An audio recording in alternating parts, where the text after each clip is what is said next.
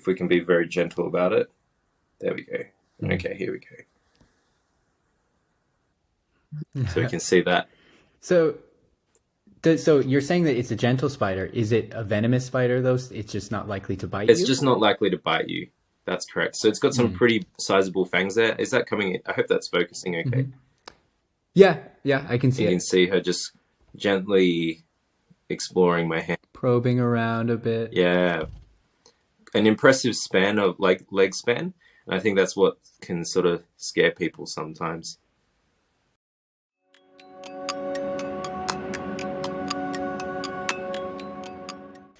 Okay, so hello and welcome to the Wiser Tomorrow podcast. Today I'm speaking with Walt Carroll of oneminmicro. Across TikTok, YouTube, Instagram, and more, Walt creates short-form content using microscopes to educate as much as he entertains. His videos highlight the beauty of the microscopic world and the importance of the microbiome for all life on Earth. Walt uses his microscopes to reveal the hidden beauty in the macroscope. Walt also uses his microscopes to reveal the beauty in the macroscopic world, from looking at the patterns on insects to showing crystal growth using electrochemistry. As Walt likes to describe it, his work is at the intersection of science and art, and for anyone who's yet to come across Walt's work, I highly recommend it. And again, Walt, thank you so much for coming on. It's a great pleasure, and I have a lot I'd like to get to today. Thanks so much for having me on here, Tyler. I really appreciate it. Of course. So we were chatting a little bit before we got recording, and didn't want to get too much into your own background, but quite honestly, doing research into you and your work so far, I couldn't find much. I mean, you were just telling me a little bit. So if you could go ahead and detail your background and how you got into making this content, that'd be great. Yeah, sure. So I actually have, my actual name is Anthony Walter Carroll. Like that's my full name. So Walt is more of an internet pseudonym. So this is probably the first time I've shared that. And I don't mind it getting out there because if you type, if you search Anthony Carroll, you're going to find just a million of them. Yeah, probably, yeah. So I have a few publications out there for, I did a lot of organic chemistry, medicinal sort of chemistry back at university. I completed my PhD, I think, in 2018. That's so just before sort of the pandemic kind of even started. I knew that research wasn't going to be where I'd end up. So I was looking for more industrial kind of government jobs with the qualification, and that ended me up down in Canberra, and I started working for the government down there in the complementary medicine space. So we're looking at regulations for low risk medicines and that. And then eventually I ended up getting a job in the patent space. So I worked in the complementary medicine space for about 6 months or so, and then I ended up working in the pharmaceutical patent space. So that's where I currently work. I guess the whole social media sort of side of things, sort of that came out of, I guess, at the start of maybe lockdown. I think that's a lot of people's stories. They started looking towards social media platforms, YouTube, Instagram, TikTok, and like many others, that's how oneminmicro sort of started. Though I will add, I did have a vision for microscope content a long time ago, and this was when I was at uni. But that would have probably been the prime sort of, or I think a lot of YouTube was growing like really, really big back then, and I really wanted to get on YouTube with the microscope content. I always had a microscope, and I actually had a YouTube channel called 1 Minute Microscope. Back in the day, and I was uploading 1 minute versions of just whatever I found in the microscope, but it never really took off. I don't think I had the skill set or the programs available. I was a struggling uni student. I couldn't really afford all the gear and that to continue the venture, so that kind of just, I guess, fizzled out until TikTok came along. TikTok, a free app, it had it has its own in-house software. It was exactly what I wanted for microscope content, and that is really just point the camera in the right direction and then stitch everything together. So with the in-house software that it came with, that was perfect. And then you just put a bit of a voiceover or a bit of music, and that's how the idea or the vision that I've had for a long time sort of came to fruition, I guess. That's interesting because I knew you were going to have a higher level education in something in the sciences, but I was expecting maybe microbiology or molecular biology because, from the standpoint of a chemist, an optical microscope isn't necessarily the No. go-to Yeah, tool. exactly. So the microscopy has been more of a long-term hobby than it You was got it. emerged from your research, right? Exactly right. Mm. It's definitely a hobby, and I like to keep it that way. If I can do some organic, or not really organic, just more chemistry under the microscope, I will. The undergrad that I did was medicinal chemistry, so I did have a little bit of. It was definitely a bit of biology, a bit of pharmacy, and then a bit of chemistry. And I think it gave me a broader appreciation of not necessarily what I know today, rather how to find the right information. And that's how I use Mm-hmm. the degree as a tool to get by in this world. It never ever provided me with everything that I need to know. It just provided with me how to validate the right information as best I can. I don't always get it right, but it's definitely steered me in a good direction to use the right set of tests to examine and scrutinize bits of information that are out there, especially online. Yeah, no, absolutely. And I'd love to. This is a really pleasant surprise because, with your background in chemistry, as I told you, my own background is in chemistry. Just for some context, I did the more physical chemistry, physical inorganic. My research was centered around semiconductor nanocrystals and spectral electrochemistry. So I'm embarrassed to say how bad I really am about with organic chemistry and synthesis in general.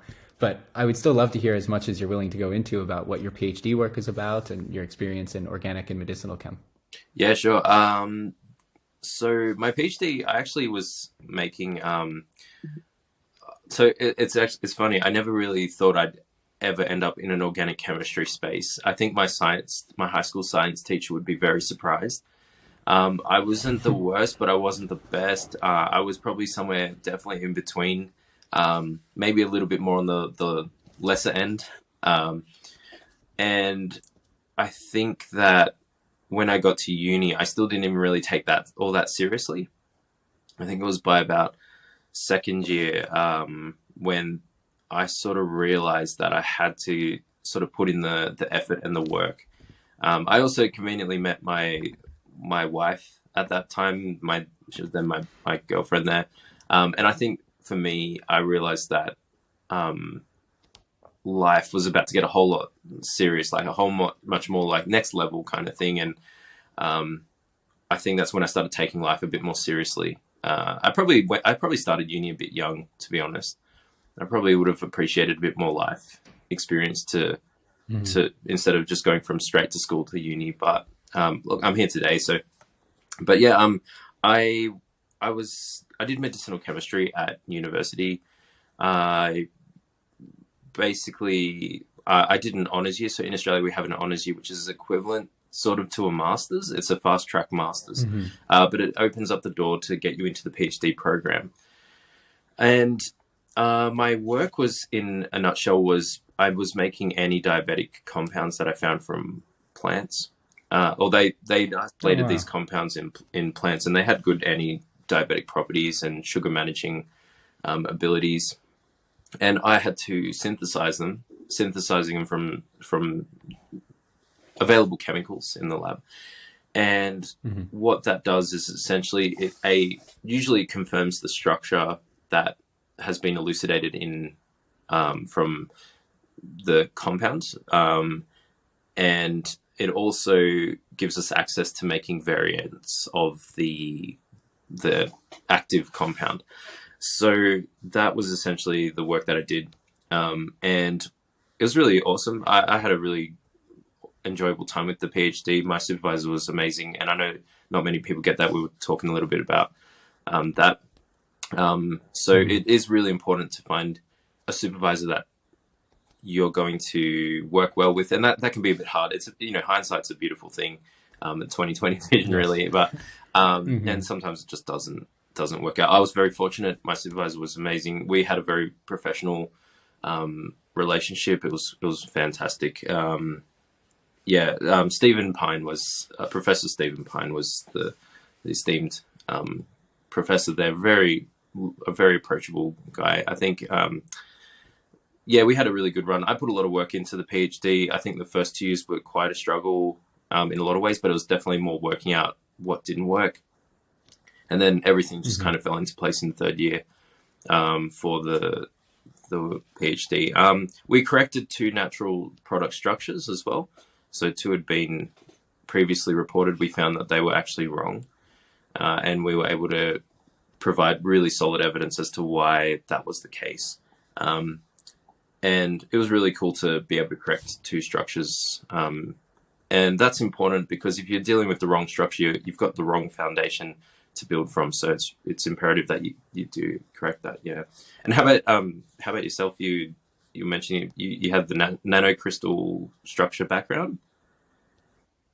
Yeah, so my master's was a 2-year program, which was a little bit unusual, and it wasn't formally a direct track PhD, but I kind of signed up and negotiated with the professor almost as if it was. Yeah. So while it was the master's, it was more like the first year of the PhD stretched Sure. over those 2 years. Got it. Yeah. And yeah, it was in a nanocrystal lab that did everything, because most of the time the labs either focus on the spectroscopy side of things or the synthesis or the single particle spectroscopy, whatever it might be.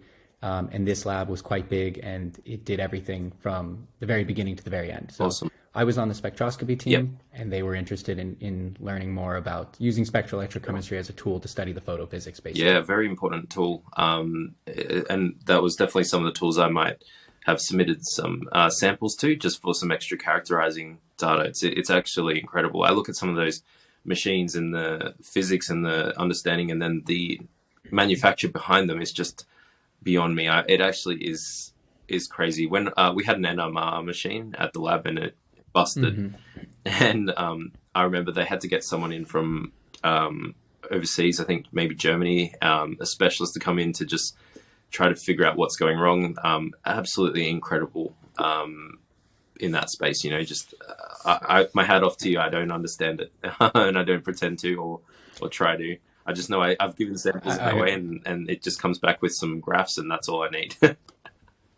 Sure. I mean, I would say the exact same thing about everything organic medicinal, so I understand where you're coming from. Yeah. But yeah, the analytical side of things is just crazy. I mean, even simple spectrometers or a lot of the more mundane instruments, if that breaks, I couldn't even begin to tell you how to diagnose it, let alone repair it. And then you talk about something like an NMR, and I guess it goes to show it's probably Bruker or Yes, something, yeah. right? The person, the technician. Yeah. So, I mean, just the fact that they have to send a dedicated PhD over from Germany shows you how sophisticated Absolutely. the instrumentation is. Absolutely. And I think it highlights the thing as well. Like we all have, if someone has studied science, anyone who's had a tertiary qualification in science will have an appreciation for how we approach things, but at the same time, it's just so diverse. I'm a specialist. You and we're both specialists, but in a slither of the amazing world that's out there.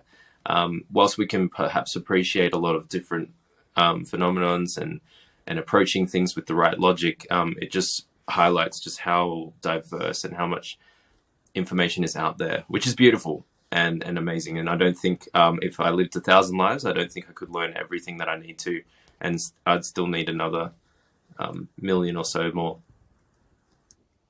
No, exactly. And that's one thing that drew me to doing this podcast in the first place is, not that I'm going to leave every episode digesting everything that each expert knows, but it's just awesome to get the chance to hear it from the horse's mouth and just be exposed to all of these different topics. I think as well, we touched on it a little bit before, that the degree that, and this is for anyone who's studying science out there, who's got a degree, they might not know where to go. It really is a tool for you in this world. You acquire it, your qualifications, you have it, and it's not something that's going to prescribe you to a certain job. It's how do you use that degree to get to where you need to be or want to go? What I guess skill set do you have that's translational to other jobs? And I think for us, doing the science degree in particular, it shows you how to use logic. You can exemplify how you've been able to validate the right information, acquire the right information through this world where we just have access to so much at our fingertips. So it really is how you use this degree as a tool to get where you want to be. For sure. And I think that is a pretty popular misconception. I mean, even I would say I fell under that category because I don't know, growing up, it feels like you just get the degree and then you're a Yeah, chemist, you know, and there's just these clear jobs, and yeah, yeah. it couldn't be farther from the truth. 100%. I thought that when I did the PhD, I thought that would be the case. I just thought, oh, well, I'm going to do the highest education I can get. And you know what? I'll walk into a job done. Not the case at all. And Hmm. that was my misunderstanding. And I think I sort of realized after I'd sort of getting close to finishing, I'm like, oh, I got to, you know, find a job now. And I think on my resume, I just left it at, PhD chemistry. And I really I think I must have sent that resume out about 50 times.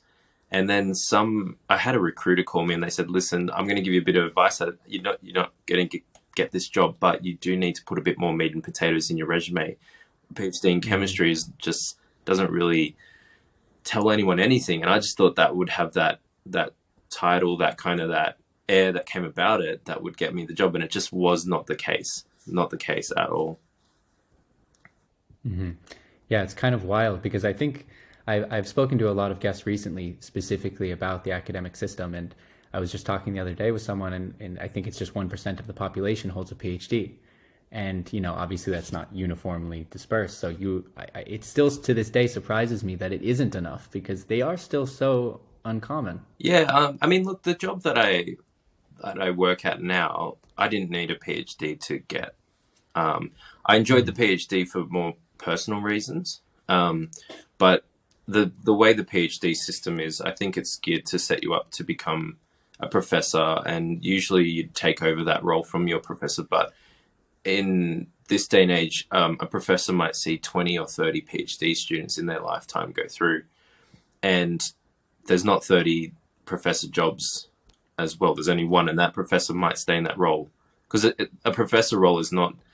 I don't think it's a job; it's a lifestyle. Really, they live it, Yeah. and that's beautiful. In not many jobs can afford that. If you find a job like that is a lifestyle, go nuts. Like that's important. Hold on to it. But yeah, that's what I sort of noticed a little bit in Australia. I don't know what it's like over the seas. I just think in Australia we don't have as big as a sort of a research scene as say the UK, the US. So I think Hmm. my job was tailored for sending me more overseas. But at the same time, when I kind of was really in the thick of the PhD, I realized like what I really want in life is a bit more of I wanted to do the family thing. So Hmm. it wasn't really ideal for me to move overseas, and that's just how life worked out for me so far. Sure. And again, we were speaking before. Congratulations, you're having your first I child am, in the relatively near yeah, future. And I wanted to ask, so this is relevant for your future child, but did growing up in so you're from the eastern coast of Australia, right? To be sure, and you're not from Perth or somewhere yeah, in the yeah. center or Darwin or anything like Correct. that. Yeah, I'm in New South Okay. Wales, Australia. Okay.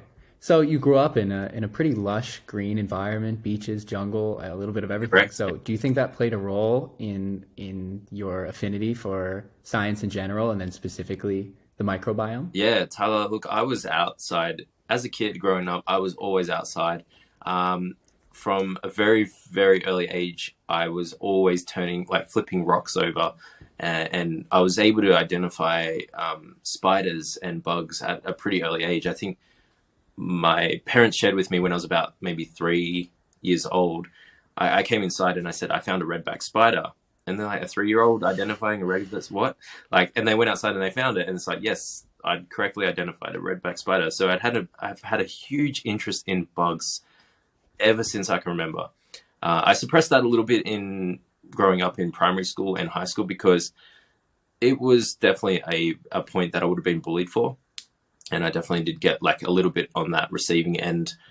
But today I celebrate it because it's my interest. I've always had an interest in bugs. I feel really comfortable around bugs, and my wife doesn't seem to mind so much as long as they stay in this room.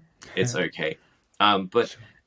but yeah, no. Growing up, I definitely like I grew up in a pretty a backyard, house backyard kind of thing. It wasn't anything lush or like crazy or it, just it wasn't. I'd say it's sort of like maybe middle class kind of street, pretty average. You'd find it almost anywhere.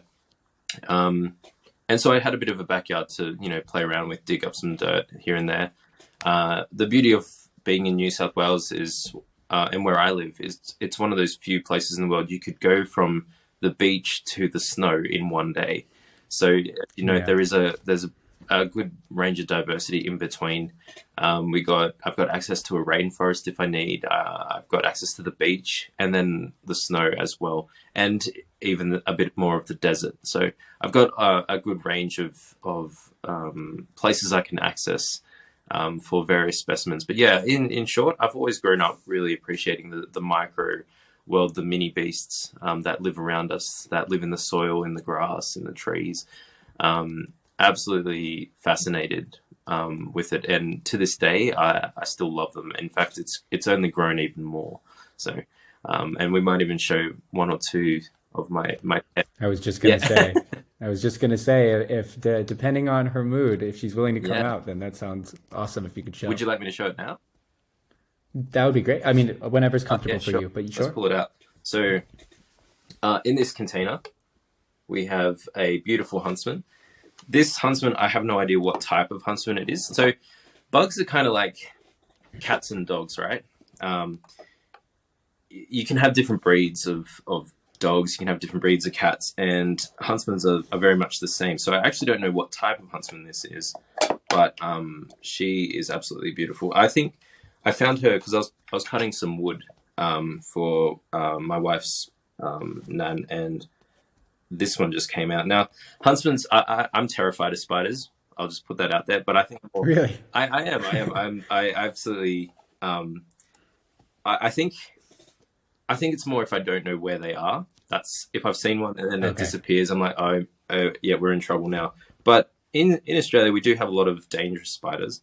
Just trying to coax her out here a little bit. Yeah, no worries. I think we do have a lot of dangerous spiders, but it's very rare that you'd ever come into contact with one. Mm-hmm. The huntsman is a scary looking spider, but it's probably one of the most gentle spiders as well.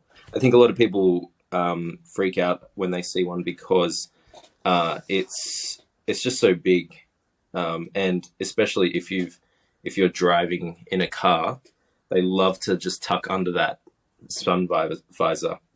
So here we go. I'm just sort of gently putting her on my hand. They're trying to make her sort of choose to go on my hand and not force her there. And I think in general, if we can be very gentle about it, there we go. Okay, here we go. So we can see that. So you're saying that it's a gentle spider. Is it a venomous spider though? It's just not likely to bite you? It's just not likely to bite you. That's correct. So it's got some pretty sizable fangs there. Is that coming in? I hope that's focusing okay. Mm-hmm. Yeah, I can see it. You can see her just gently exploring my hand. Probing around a bit. Yeah. An impressive span of leg span. And I think that's what can sort of scare people sometimes. I'm actually, I'm starting to sweat a little bit just holding her, but that's just my nerves, because spiders still scare me. But I can hold them now, which is good. So there we go.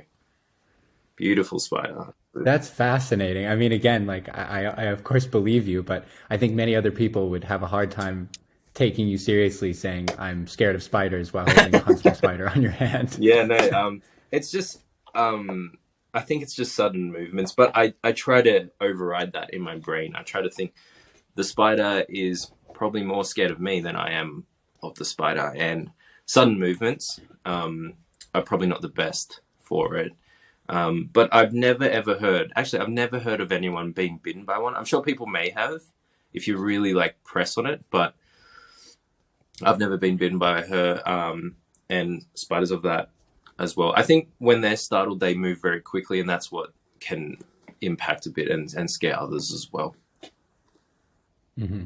So what are, I feel like I knew this at one point, but I can't remember at the moment. What are some of the spiders that are you want to stay away from the most in Australia? Totally, yeah. So the funnel web spider, one of the most dangerous spiders in the whole world. That's definitely one of those ones you just you want to put as much distance between you and that type of spider as possible. It's funny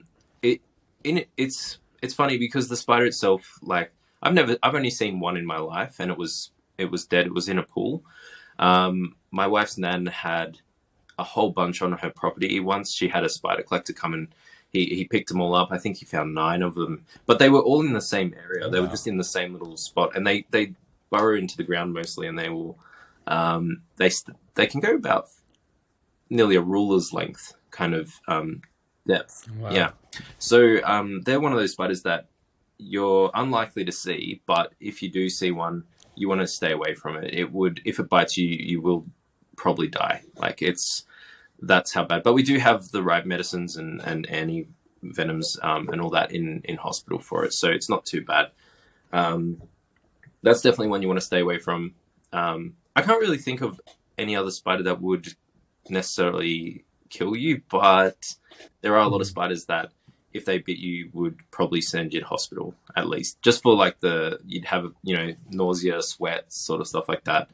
But I've personally never been bitten by a spider here in Australia. Mm-hmm. I think I forgot to extend the same offer you extended to me. And if you ever do find yourself in the southwest of the US, you'll have to come by because I think anyone who loves insects, reptiles, anything of the sort, you will. So I'm in Phoenix, Arizona. Sure. Oh, okay. And, we have black widows, brown recluse, a whole host of different scorpions, rattlesnakes, Gila monsters, the list goes on. Amazing. So I think it's probably similar to Australia, where a lot of people say, I can never live in a place like that. And it's like, it's not like it's every day you have spiders and snakes jumping out at you. It's just something to be aware of. Yeah, totally. Definitely. And that's amazing. And yeah, likewise, if you're in Australia, come visit. I've got plenty of room here, and I promise there won't be, there's just one huntsman that lives in the house right now. So I'm totally comfortable. It's more exciting than scary to me, honestly. So that sounds more huntsman the better. Yeah. But yeah, you can buy a lot of the huntsmans and stuff as pets here. I think they might retail at about, say, 50 Australian dollars, which might be about 35-ish US, I'd say. Something like that, yeah. Yeah. Mm-hmm. That's pretty. Do a lot of people have insect pets or arachnid pets in Australia, or is there's so many around that people say I'm good with what I find? I think it's a bit of both. I know that it's quite popular to have like the reptiles here in Australia, but in New South Wales particularly, they're pretty strict on what sort of pets you can have. We're not allowed to have any native pets, so we can't have like a pet kangaroo, for example. We can have pet reptiles and snakes, so we're allowed to have those. You do need to have a license if you're going to house one of those as well. I've currently got I had 2 pet scorpions.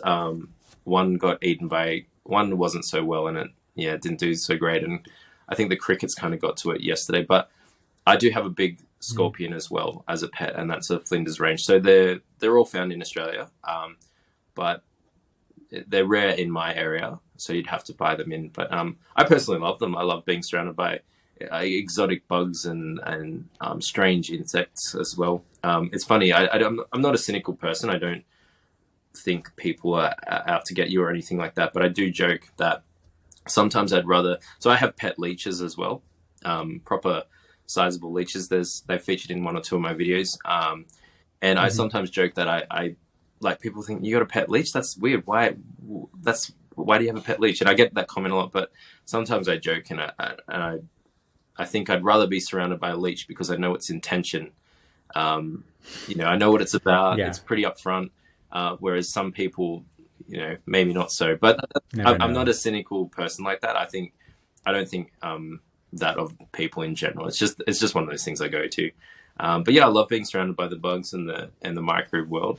It does come with danger though. Particularly, it might not necessarily be the spiders or the scorpions that present the danger. Rather, the micro world is actually more serious in a lot of ways. So generally, handling, I got to be quite careful. And my case in point is COVID. That micro world there was something that stopped our world for 3 years nearly. We're only just getting back on track. So a lot of the bacteria that I grow, if I grow microbes, I generally do have to be careful. I don't have a lab setting. It's not sterile. It's just in my room here.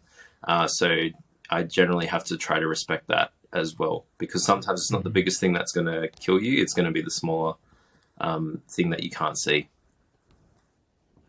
Yeah, I would say more often than not, that's probably the case. And I remember, I think one of your more recent videos was talking about the case of somebody who suffered a fatality based on ingesting a slug Correct. that had a certain bacteria. Yeah. Poor Sam Ballard, a teenager, he was taking, he swallowed the slug as a dare, and inside it had a rat lungworm parasite. And it looks like it's a microscopic worm, roundworm. I've never seen one personally. I hope I don't ever see one. But it was just such an unfortunate story, really, and a really unfortunate series of events, because most people who do contract that disease, if they contract it, generally feel a bit sick, and then they're fine. In Sam's case, what I understand happened was that I think the eggs might have passed through, and they made it to the brain. Yeah, it's kind of wild, especially because, I mean, think of how many, going back to insects, you can imagine how many different species might pose a hazard. And then when you consider how many different, I guess, species in the microbiome, I mean, orders of magnitude more. Yeah, 100%. And more potentially threatening individuals. Yeah, I was trying to look this up the other day because I work a lot with Waterbears. Absolutely love tardigrades. And I was trying to figure out how many there are in the world. Like, do they outnumber humans? And I'm like, they have to outnumber humans, surely. And then, that sparks other questions. Well, if we collectively got all the water bears together, what would be their mass? Could we get something that's like heavier than the population? Like, you know what I mean? Like, just those really interesting, mind-boggling facts. I'm trying to figure that out, but there's not much out there. I might have to chat with maybe a mathematician or someone who can statistically figure it out. Kind of like those facts with ants. Yeah, I'm happy you brought that up, because, the tardigrade is one of those pop side topics that people love to cover very superficially, but they are so fascinating. So I would like to dig a little bit deeper. So one thing I noticed in one of your more recent video shorts showing a tardigrade is I never really appreciated how much it really does sort of look like a small bear, like with the claws and, and I don't know, maybe it's just because I'm not familiar with the exact size of an individual tardigrade, but is that type of physiology and anatomy common for something of that size? So having claws and all that kind of stuff? Yeah, I mean, well, I guess first of all, do you have an estimate of how big these typically get? I only have in millimeters here, so you might be able to convert to yeah, that's fine. Inches. I think I've read that the biggest they can sort of grow up to is about 0.5 millimeters. And then a smaller end of the spectrum might be 0.02 millimeters, I think. So half a millimeter, and that's the biggest ones I've seen. I'd say that's pretty accurate. I think I've got one here, actually. I had a follower send one in, like a. Oh, that's really cool. Yeah, so that's what they generally look like, and you can see that it's depicted its little claws. Beautiful little one. Yeah, so again, it's really interesting, like cats and dogs having various types of different types. The same goes for tardigrades as well. You can find so many different types of tardigrades. I think there's over 1,000 different ones. And I've seen a couple of different, I think they're classed into 3 main groups. And I usually find 2 types. I don't know them off the top of my head, but the ones that I prefer live in the soil. They make for excellent viewing under the microscope, and they're going to be the ones that you see a lot of. They actually have little eyes as well, which is super cool. But yeah, the physiology and all that kind of stuff, like the anatomy of them, they should always have 8 legs, and they should always have claws on those legs. And the number of claws differ. So I was looking at a marine water bear once. I found them in rock pool water, and I noticed that those ones had 10 claws per leg, whereas the ones that I find in my backyard only have about 8, or 6 to 8. And I'm wondering if maybe there's some sort of interesting phenomenon there where the marine water bears, say with the ebbing and flowing of water, they might have to have a bit better grip. so they don't get washed away. The ones in the backyard, they're only going to be affected when it rains. Yeah. Do you think it's anything like spiders, for example, where the number of legs sort of is a key characteristic of the species, and the Yes. 10-leg one might actually be something fundamentally Yeah, I different? think Or so. They're definitely characterized by that. Like that's definitely a key characteristic. They need to have the 8 legs. Some are different though. I've noticed that the ones that I find in my backyard, they do have 8 legs, but the 2 back legs are a little bit more of, they're sort of pseudo legs, I guess. They sort of tuck in, they give the water bear a bit of a boost every now and then. Whereas ones I might find in a tree have 8 very like almost identical legs, and they each seem to function in the exact same way. So I think they are, at the end of the day, yeah, water bears do need to have 8 legs to be considered one. If it's not, you might be onto a totally different microorganism there. But they are absolutely fascinating for me. I think they're one of my most favorite things to look at under the microscope. The internet love them. We all know, like a lot of people do know that they exist, but they don't really know much about them. So exactly. yeah. So that also brings me a question about your workflow. So, for example, I know the video you're referring to where you went to I'm not sure how best to refer to it, the shallow pool of water Sure. in a rock formation. Yeah. I think, yeah. So do you sort of go around whenever you get the chance to go outside and explore and just take samples? And Yeah, then yeah. the video is a result of what you happen to find? Sure, yeah. So one thing that I do now, ever since I started the channel on TikTok, and it really sort of picked up, I now do not leave anywhere without at least one sample container and a small pipette, Nice. and maybe a small pair of tweezers, because you never know what you're going to find or come across. And if I go somewhere, like for example, my wife's nan, she lives on a pretty good acreage and stuff. I usually take a couple of containers with me, because there's always going to be something that is lurking in under a piece of bark or a rock, and or maybe just some water as well. I think at her place for the first time I found hydra, which are these tiny little freshwater jellyfish. So I just kind of collect the sample, and I'll do a bit of filming as well, because you have to film collecting the sample, because you never know what's going to be in there as well. So yeah, I don't leave the house without a tiny little sample vial. Mm-hmm. And how do you know, are you usually pretty familiar with what you find, or you have to consult experts who might have to help tell you exactly what species you found? Yeah, it's a bit of both. I definitely consult experts when I find some, definitely more on the microbiome end, because as you know, my background's chemistry. So biology, it's become a hobby for me, and sort of self-learning here and there. Actually, I've got a person that you might be interested in chatting to at some point. Professor Rebecca Helm, amazing marine biologist, scientist. And I remember, and this is the beauty of TikTok and online and stuff, I've been able to connect with so many people, and there's just a plethora of amazing scientists out there and people who just know their stuff. And I happened to connect with Rebecca a while back, and we were talking, and I just happened to get this sample of beach water as well. And I said,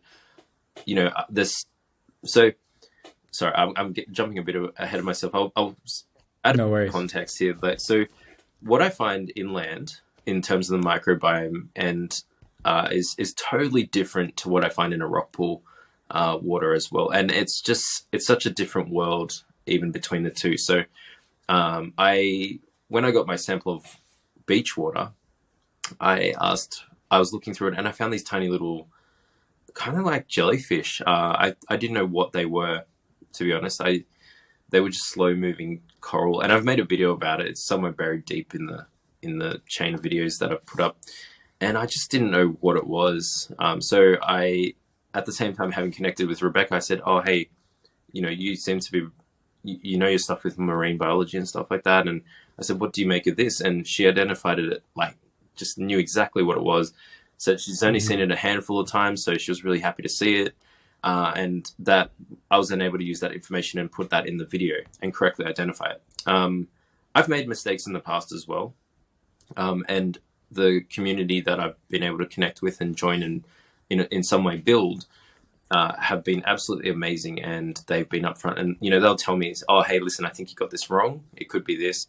And that just makes room for another video where I say, hey, listen, I got this wrong, but thank you to this person who was able to correct it. And that's happened once or twice. Yeah.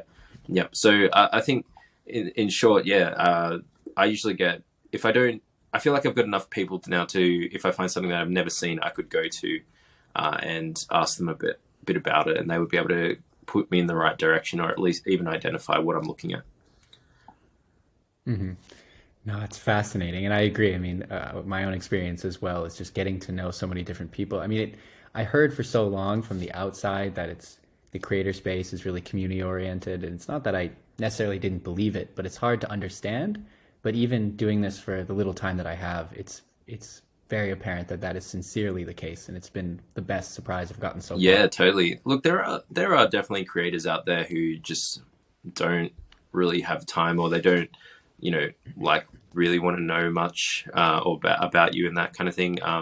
Some creators see it as perhaps a bit of competition if they're in the same space, but for the most part, I think the community that I'm part of, at least, is just super helpful, very approachable as well. And this is not just like random Joe Blow. It is actual, like, there are tons of professors, scientists, people with incredible backgrounds and experiences online that are just a message away. These are people who do not have the time physically during the day to see you, but you can just message them and they will happily answer. So I really do encourage people in that way to really emerge into that community. Shoot a message out to a favorite content creator or someone, that they like following, because a lot of people who do put content online as well, like myself and yourself and others, I really like getting approached. And I love seeing questions. I can't answer all of them sometimes. It's a bit too much. But, if we're publishing online, we obviously want people to see the work and be engaged as well. Yeah, absolutely. I mean, that's what got us here, right? Exactly. I mean, we're here because I reached out, and it's that simple. Yeah, exactly. Yeah. And again, for anyone watching, I mean, I think I've talked to a lot of people who have been sort of hesitant to do so, but it really is as simple as you might not get a response, and that doesn't mean they hate you or whatever it is. It's just people are busy, people are spread too thin, and so on. That's right. Like, and I've had that where I upload a video, and I'll get, the video does really well. I'll get a lot of messages asking if I can look at maybe some really, really specific items that might not. When I make a video, I try to make it generally applicable to anyone watching. There are just some things that I just cannot look at, or just don't have that time, because I also got to consider the interest of a whole bunch of people when I upload content as well. Yeah. But I do read every message. It's just sometimes not feasible for me to reply to every message as well. But I love seeing messages that come in. Yeah, no, absolutely. One thing I wanted to make sure to get to before I forget is, because we've been focusing on more of the biological side of things, but one thing that I don't know if passionate about, but scares the hell out of me, frankly, is the microplastics epidemic. And that's something that you've made videos on several times. So just for anyone who may not be familiar, if you could sort of walk through that problem and explain why it's so concerning. Sure, yeah.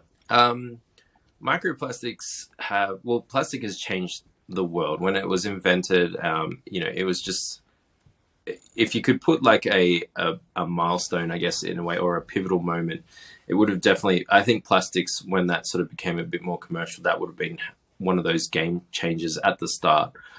I think with overconsumption and just consumerism in that way, we've created a bit of a problem where plastic is just almost everywhere. It's an integral part of our lives. Everything, even now, and I don't want to sound like a hypocrite, but I got plastic stuff behind me, plastic stuff here. Yeah. Mm-hmm. My stand, plastic. It's just everywhere. And I think what's sort of happening is it's starting to make it, it's made its way into our food with packaging. And again, I think this comes down to a bit of just consumerism. We're in a day and age where we just consume so much, and it's making its way into food, like packaged foods and stuff like that. And I think my heart sort of, I feel really sad whenever I see something like a packaged apple. packaged banana, like, Why? just something like that, where it's in a plastic wrap, and you're like, really, like, but and it's funny because I like to think, there was a day and age where we didn't have plastic and we were fine as a society and community and as a whole world. But anyway, that's a bit of I digress there. But plastic, in short, it has made its way particularly into heavily processed foods. So like tuna, I did one on the plastic cheese, and a whole bunch of other processed meats like sausages and all that kind of stuff, sausage rolls, etc. It's definitely going to make its way into those goods where there's been a bit more handling and processing. And the plastic there, it's from a health perspective. If you're consuming it, a lot of it will just, pass through, but there's got to be a small amount that's going to be, reacting with the acids in your stomach and degrading a little bit. And a lot of research is coming out now where they are finding it actually sort of chemical traces of it in various organs as well. Not necessarily physical microplastic shards. That does have to cross a intestinal lining, which, I think there might be a couple of papers that are sort of suggesting that, but it's more the chemical traces of the plastics. Now, the plastics that are made are going to be made from some pretty intense chemicals, because plastic's not really, intended for consumption. And it's those trace chemicals that might be causing a bit of damage down the line to various organs and stuff in the body. I sometimes wonder, and I think there is a couple of papers to sort of back this up. Just off the top of my head, I can't think of any. Nothing's really comes to mind, but a Google search where you'd find a paper about it. I think they're definitely researching the link between various forms of colitis and microplastics as well, and how that sort of inflames the gut. We live definitely in a day and age where we are looking to various diets, like diets and stuff is like a huge concern. So, I was like gluten-free, those kinds of, dietary requirements are a bit more, what's the word? Probably a bit more noticeable or a bit more recognized. And I think that diseases like stomach inflammation and stuff like that are also a bit more recognized as well. And there's definitely a lot of research happening between whether microplastics are causing those kinds of conditions, or at least worsening them or inflaming them. So from a health perspective, there's still a lot of research happening as to what's happening with microplastics, how are they impacting various organs and stuff in the body. Are some of the chemical residues that do inevitably degrade in your stomach, are they causing things like cancer? There's a lot of research in that area. So from a health concern or health perspective, there is a concern, and still a lot more research that's needed. But it really is a result of just how much we use, how plastic has become integral. It's now making its way into our foods as well. There's also, that's just the health side of things. So going into more now an environmental sort of impact, where other animals are consuming it as well. We've got a big problem with pollution at beaches. Fishes are consuming it as well. We eat fish, so you can see that how it's sort of just coming into sort of our lives from all different angles as well. So I think that from that point of view, that's sort of those concerns, if that sort of makes sense. Yeah, no, absolutely. And there's several things that surprised me. I mean, when I was watching your videos, specifically the plastic G's, I mean, they don't, I was under the impression, and I've been somebody who's been familiar and sort of keeping an eye on the problem for a while now, and there were many more large chunks of microplastic in that piece of cheese than I had ever expected. Sure, yeah. I mean, it's zoomed in quite a bit, but with cheese and stuff and those microplastics, I recognize that those videos need, like, to fully confirm that is a microplastic. It's like, it's not yellow. It looks sure. If there's like a little blue shard or something, that would obviously need to undergo chemical analysis and, the spectral analysis to determine, well, are these the components of the cheese, or are they plastic? I think that I usually, when I do those videos, I back it up with research. Like I'll find a journal article where they have investigated like that kind of product and they find that plastics are in there. But yeah, you can, I do believe that you can see them without further analysis. And I think that they look visibly different to the rest of the cheese makeup. And it really is just a processed, it's one of the most processed foods that I'm aware of, and it makes sense for there to be little bits of plastic in there, whether it's from the worker, like maybe some of the clothes that they've been wearing, through to some of the machine parts that are maybe degrading a little bit over time. Degrade slowly. Exactly, yeah. And that's how they can end up in that food. It's a bit more of a, like, it's a cumulative sort of effect as well. Like one slice of it wouldn't be a problem. And you know, I've got them still in my fridge. I might put them on a sandwich as well. Yeah, sure. I don't like to waste food at the same time. So, but I do like to highlight that. I just think that we, it's a global problem. We just consume so much stuff, and I think that there could be ways to perhaps reduce that if possible, or at least use alternatives. Sources of plastic. I mean, we're making small steps in the right direction. Like, you know, there's bans on plastic here and there, and that's good, but there's still a lot more that needs to be done. No, absolutely. And I know there's a lot of great work going on with biopolymers and all sorts of things. Definitely. So I'm optimistic we'll get there, but that's sort of related to my next question, which is, do you know anything about, because from my understanding, it's also, even if we were to eradicate plastics right now, full stop, there's still so much in the environment already that the question is, how is it almost too late? I mean, I think I've read even some papers that there's a very non-trivial amount of microplastics in the groundwater at this point. Like, how do we remove what's already been introduced? Yeah, right. I'm a pretty optimistic person.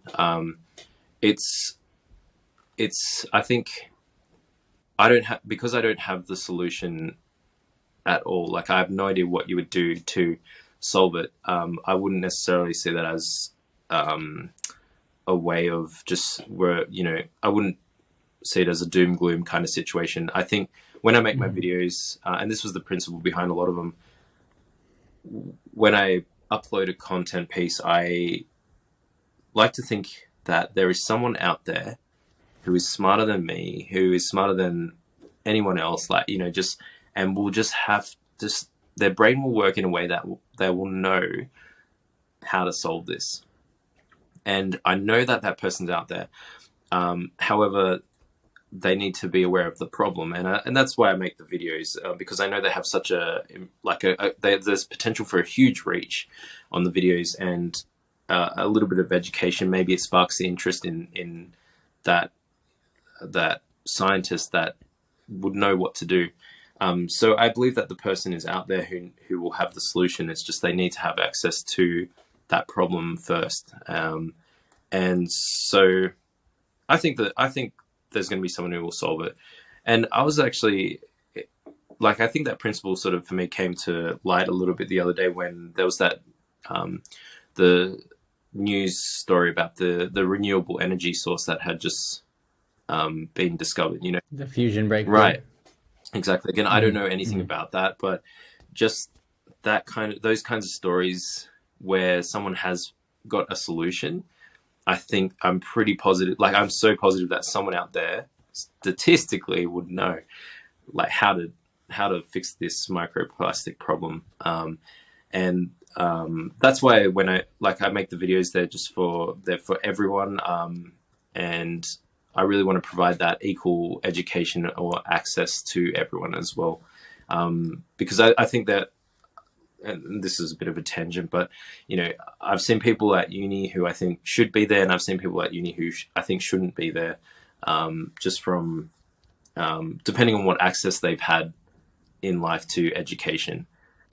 So I try to create that equal access, because it might be that, you know, a kid who doesn't have access to a microscope or education, but their mind just works incredibly well and they just know how to solve problems. That's what the videos are generally for. So I'm in short, I'm optimistic that someone will come up with a brilliant solution, and it'll be that light bulb moment that will stop the whole world. So yeah. No, I definitely share your optimism, and I love what you said, because I do think people don't appreciate how much just the very fact that people have exposure, even if it's just watching a TikTok or YouTube short, that stays with you. You find yourself thinking back to it, and I don't think even the individual who is inspired by this type of content is necessarily aware of the impact that they had. Yeah. So the more of it out there, the better. Yeah, for sure. I think so. Look, my videos I recognize that they can be a little bit exaggerated, maybe, like, or a bit more exciting when I do tell the story behind the topic. But at the same time, I feel like that's one of the ways that I try to engage as well, a broader audience, and maybe spark a bit of an interest. Yeah, definitely. No, I think that's fair, and I think not only is it fair, I think it's necessary. Yeah. Because otherwise it'll be just all the PhDs together enjoying what they more or less already know. I've always, when I was doing the research and stuff, I always I think I sort of recognized pretty early on, we'd have these I'd say it was every year, we'd have to present to the whole faculty what we've been doing. And some talks you would just be like, wow, that was so interesting. I get that. Well done. This has got huge potential. But then other talks, I'm like, I have no idea what happened. I don't understand it. And I think I had a lot of time to reflect during those conferences that if you have the cure to cancer, right? The argument say you have the cure to every cancer, but you can't communicate that you have the cure to every cancer, then you don't have the cure to cancer. Like, communication is integral. It's so important. So that's part why I make these videos. Like, I try to communicate a scientific topic as best possible, because communication is really, really important as well. Yeah, it's funny you say that, because I mean, first of all, I couldn't agree more. And, I'm ashamed to admit it, but growing up, I was definitely one of those sort of science elitists. Like, I just was so captivated by it that it was just, I couldn't even understand why somebody wouldn't be taking the time to, I mean, not necessarily try to be a big shot PhD or anything like that, but just to surround themselves by science and take it seriously and have it sort of as one of the focuses of their lives. But as I got older, I realized more or less exactly what you just said. And it opened the world for me, because it's so important. As you said, it is nothing without the ability to share exactly. It so yeah, and I could not agree more. I think that's some of the problems. Like, I feel like science would perhaps be more engaging if it was just a little bit maybe tackled from some sort of a different angle in some ways. Look, there are tough concepts to get, like, for sure, but I think as well, like, growing up, I was never, like I said, in my science class, I was pretty average, probably below average in a lot of ways. And I think it was just my learning style was a little bit different. I'm a very hands-on kind of person. That's probably why I've been able to learn a lot more with just looking through my own microscope and visualizing some of the stuff. It was really funny. I had the other day, so I uploaded a video of my blood under the microscope, and you could see the white blood cells tinkering around doing it, and it was sped up, like time-lapse footage, but it was really cool. And that video on YouTube Shorts, I think it got nearly I think it was over 20 million views. I think even 3. Oh wow. Yeah. Oh my gosh. Yeah. Okay. It just kind of it was exponential about a couple of days ago. It just went crazy. It did the rounds. It's my most viewed video on YouTube right now, and a lot of the comments, like, people were just saying, this is really cool, this is really awesome, I have a bit more self-worth because I've seen what my white blood cells are doing, kind of thing. It was beautiful, really beautiful. But there was one comment, and sometimes I see those comments that come into my field of view, and someone goes, what, you all didn't know this? I knew this in grade 5. This is a waste of time. And it just was, I don't know, it was just kind of, I overlooked those comments. Like, I shouldn't really get caught up, but it really did get to me. I was like, oh man, that's just wrong. But sorry, I tangent a bit on that. What I was trying to say is, like, I think one person was trying to say this should be common general knowledge. Everyone should know this. Why are you all surprised by this? But then for that one comment, I got like 1,000 nicer comments that were saying, this is amazing, this is really cool. I knew this, but I now understand it. So having that visual aspect was really powerful. And I think even though we all know what white blood, like I'd say it's safe to say we know a lot of, it's common general knowledge what white blood cells do, but a lot of people didn't realize until they saw it. And that there is showing that that importance of communication, whether it's visual or maybe the story, telling it a little bit differently, can really just be that light bulb moment for someone. No, 100%. Because I'm the same way. There are certain things where, whether it's visual or otherwise, just sometimes there's a small bit of missing information and you just have to see it from a different way. And it's like, that's all it's been the whole time. Exactly right. Yeah. So, yeah. And the person who made that comment you were referring to, again, the thing that I find sort of almost funny about it is they don't recognize that, I mean, the goal should be to live in a world where we really can expect everybody to know these things, but we don't. And that's what we should strive for. And there's no shame. There's no problem. No. There are a million reasons why somebody might not know that. Exactly. It's that simple. Yeah, that's right. And it's a sort of aside to the whole microscope stuff. One of my big interests is I really love psychology. I don't know anything about it, but I love the concept of it. And I've been reading a lot about like cognitive bias and I've discussed it a couple of times with my friends. Like we have this really interesting sort of chat every now and then about when someone has had experiences in this world and they assume everyone else has had the same experience. It just, that concept just absolutely fascinates me, that someone might not realize that someone hasn't learned the same things as they have. Like it's a whole can of worms, but it fascinates me.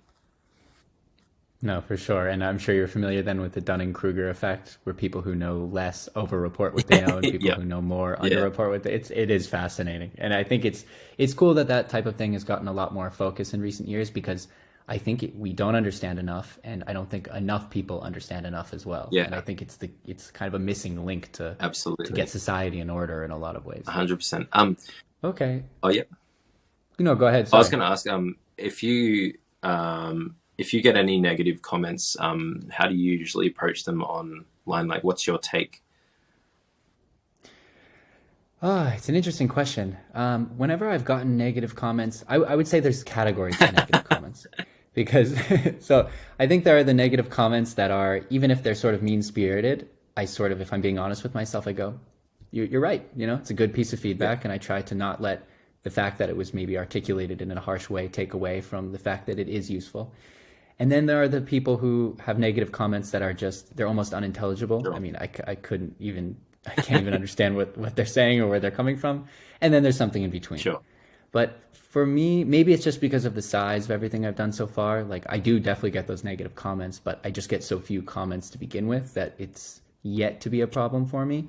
But we'll see what happens once, or hopefully once, that there are many more comments, and then we'll have to have the conversation again. Yeah, totally. So we're just a little over an hour now, and I don't want to take too much more of your time, but I wanted to ask one final question at the very least. Just a bit of a fun question. So if you had, let's say, call it 3 different samples that you could get your hands on to take a look under the microscope, whether maybe they're prohibitively expensive, they're scarce, they're dangerous, ideal conditions, what are a few of the things that come to mind? Absolutely. So there's this, I'm really glad you asked this. I was thinking about it the other day. I would absolutely be thrilled. And if it was totally safe and, let's say I could just walk away with it scot-free, I would absolutely love to look at a radioactive piece, a super radioactive piece of whatever, under the microscope. Mm-hmm. So I have radioactive metal and stuff behind me. Like I got like a little periodic table that has some uranium and stuff like that, but I'm talking like super radioactive. Yeah. There's this experiment that they run at a science that we have here in Australia. It's called Questacon. It's a really awesome science place. And I think they have this one exhibit that I absolutely love. So many people walk past it, but it is just so fascinating. And it's got a piece of highly radioactive metal in the middle. And they've put it under like super chilled conditions, so liquid nitrogen or something. And it's got like a layer of fog over the top. And you can see the radioactive particles just like spit out. and people, Oh, I don't know what it's like. I don't know much about it, but I love it because you can actually watch the trails of the radioactive particles. So to look under the microscope, I'd absolutely love to be able to just put that over the top and watch the fog just like move out of the way to show where the particle has gone. But obviously, I could just, if I brought my microscope to them, I probably could. I feel like if we look at anything under the microscope, I've got different setups, but I absolutely would love to look at that kind of setup under the microscope. Did you say 3 samples? sure. 3, as many as that come to mind. I'm just curious yeah. if there are a few of those things that you'd really like to get to. So that's one. The second one, which I would love to look at, is I've seen one person do this rattlesnake venom mixed with blood under the microscope to watch it. Oh yeah, watch it coagulate. I think that would be absolutely fascinating to just showcase introducing that. And then the third one would definitely be if it was allowable, like ancient sort of maybe something really ancient artifact kind of thing, just to see like maybe what resin was used or something like that. Just a little bit more of the detail. That would be super cool as well. But I think the radioactive piece and then the rattlesnake venom versus blood would be super cool. Yeah, well, I hope I end up seeing those videos pop up on your channel eventually. I might have to talk to a few And people. I guess that's what's nice. Yeah, I guess that's what's nice because I would imagine there's really an endless, like you said, you can look at anything and most everything will be interesting. Yeah, so yeah. the list goes on and on. It does. I've got even like I get video ideas throughout the week as well, and it's just I think this week I was going to do a little bit more blood work. I've been playing around with absinthe, the drink.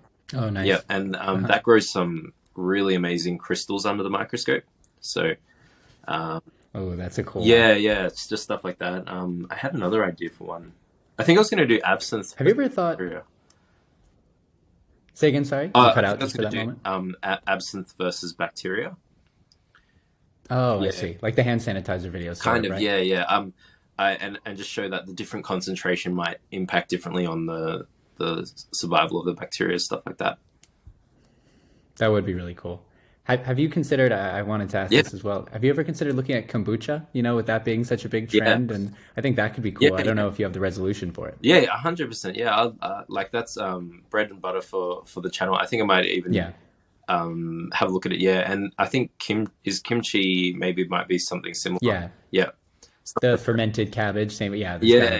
Yeah, those kinds of things. So I think I did kombucha a long time ago, but all I could see, I could see the little probiotics and all that, but a lot of those don't actually move. What's the effect called?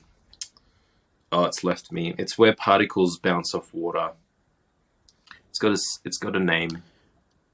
They might look like they're moving. I think I do know it. They look like they're moving, but they're just jittering. And it's left me. I forgot.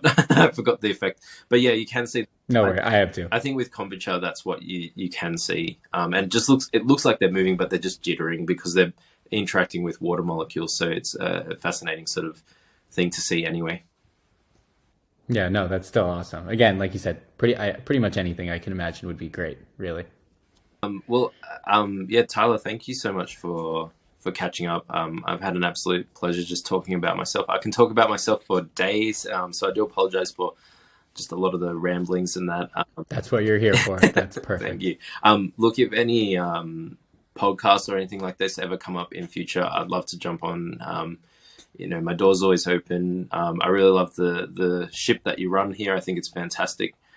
The power of communication over social media, particularly in the science space, has a lot of room for more content to be and content creators to join. I really want to see more science communicators jump on the amazing opportunity as well to showcase their work. I really encourage anyone actually who is doing research or just has an interest in science, if they want to combine it with content creation. I really do encourage anyone to jump on, because I think it's a bit of a deficient space in a lot of ways. Like I think we see music videos, you see a lot of art videos, and they've got their place too. Beautiful. I love that social media can create that diversity, but I think the educational and science space is lacking in a lot of ways.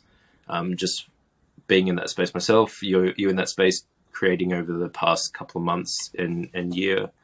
I think there's a lot of room for amazing sort of cool science to be shared with the world.